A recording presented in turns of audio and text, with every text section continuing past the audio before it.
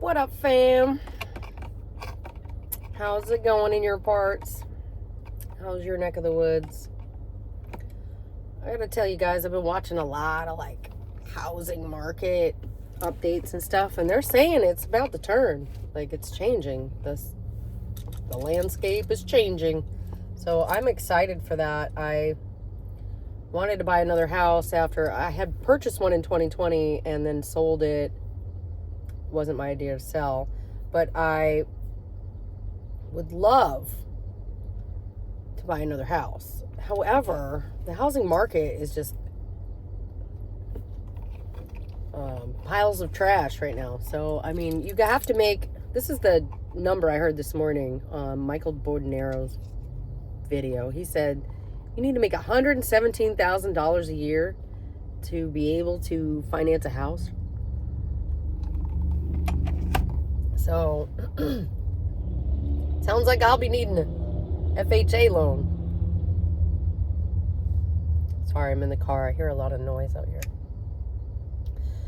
Anyway, I don't know what's going to happen, but I was just talking to my bestie about the housing market and how, like, what was it? 2008 was the crash, and that's when my son was born. My oldest son. Obama had just won the election and the housing market crash started. And I remember telling his dad, I can't believe all these people are like unaliving themselves and their family. And nobody really talks about it anymore. But there was a period of time where it was kind of it was the thing where you unalive yourself and then your whole family. And it was happening so much. It was all over the news. I think nowadays, I don't know if they would even put it out in the news. I don't know. Things have changed a lot. So, anyway, I was thinking about that time period, and I was like, I remember those days, and I remember thinking to myself, how selfish of me to bring a child into this world, like, when all this is going on. Well,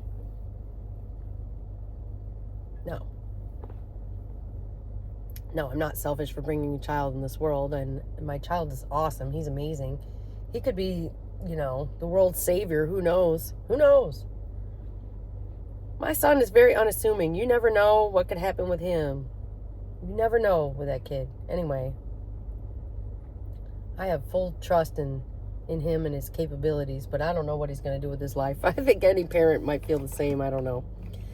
Well, 2008, the housing market crashed here into the trash can, and then it kind of slightly went up. This guy's like a midget. Wow. I shouldn't say that. Little person. Guy's like a little person. So, housing market crashed in 2008. I think I would say the peak was probably 2021, 2022. Where it started switching gears, okay? And the cash buyers kind of dropped off, and the prices were overinflated, and then everybody's putting their house on the market thinking they're going to get $1 million, and their house is worth like $100,000, So then all of a sudden people are like, why is my house sitting on the market 140 days? Yeah, because you're asking too much. You're too big for your britches, bae. So anyway, the housing market is turning. It's taken a turn. Nice couple. And we're watching this in real time. Okay? And some other people on the internet are saying, it takes about 3 to 4 years for it to really fully crash. So here we are at 2025. It'll probably be like 2029, 2030 before the actual rock bottom hits, you know what I mean? Like, I feel like that's how it goes. And so we're waiting for that moment. And I'm waiting for that moment because I want to snatch up not only just a house, but like maybe even a vacation property or something. Like, I don't know. Stack the cash, right? I will stack up all my Bitcoin. Now, Bitcoin's not been doing well either. I don't know what's going on with Bitcoin. Anybody know what's going on with it? I just try, when it gets like that, I try not to pay attention. I'll just buy it when I got extra money, and I mean, if it's low, buy more. See this right here? I don't know if you noticed that. That's why it's in my video. Anyway, we keep breathing in the Kool-Aid, and there's nothing we can do. Breathe in the Kool-Aid. So yeah, I feel like that housing market's gonna flip, and it's about time. So if you take, I don't know when the last crash was before 2008, but I do know that in the 80s the inflation was really high and the interest rates were really high. So I feel like we're kind of reliving the 80s right now, and I'd like for everybody to have a home and everybody to be happy, and I'd love everything to be good for everybody, but I just don't know if that's going to be the way. So when the crash happens, that usually means a lot of people go homeless or lose their homes, and that sucks. That really sucks, and I don't want that for anybody. But sometimes you got to go through hell to get to paradise. That's one of my favorite sayings. And so this is maybe the hell to get to the paradise. Well, I don't know. Another thing I was talking about this morning actually, was I watched this video. Peter, what's his name? I'm going to botch it. Anyway, it was this guy named Peter. He does these really awesome YouTube videos about places, and he did this one about Key West. I watched it the other night, and I loved it. Like, his camera work's amazing. So I'm watching that, and they were talking about how there used to be a free store. And I was like, that's what we need to bring back. We need to bring back the free store. And, times have changed. So maybe now we need like a membership to belong to the free store. Maybe. I don't think it's a bad idea. You pay so much a month, and you can come in and grab what you need. Whatever you can fit in the bag. Seems legit. Seems legit. What do you guys think? Would you go to the free store? I mean, would you donate to the free store? Would you work at the free store? I bet I could get volunteer workers. I might do this. Pop-up free store. But literally, I mean, if you just donated $20 a month, I mean, wouldn't that be worth it? To go get anything you needed? Clothing, shoes, accessories. I mean, you could fill a free store with stuff people don't sell at a yard sale. You could just have the free store drop off, and that's my big idea right now. Maybe we need the Rose Quartz free store to surface. Can you imagine? So that's what I'm thinking about today, guys. We're going into these hard times, and I want to help people. I don't want to just sell food. I mean, I love selling food, but I want to help people. I don't want to just YouTube. I want to help people. So how do we help people? Well, I mean, first you have to admit you need help, right? So you can't help people that don't know they need help. But most people know if they don't have clothes or whatever. And then you need workers. Well, you can find volunteer workers anywhere. You can even pay them with free things. Pay them with free store items. I don't see anything wrong with that. So, I mean, there's all kinds of ways to make these hard times work. And I was even joking, but I was like, the Krishnas, they've done free lunch for students for decades.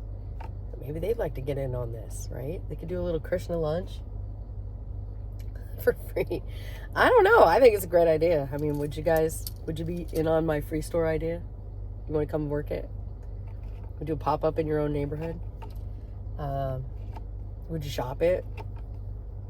I'd shop it. I don't know why. Well, so what triggered this was I was driving around and I saw a free couch on the side of the road.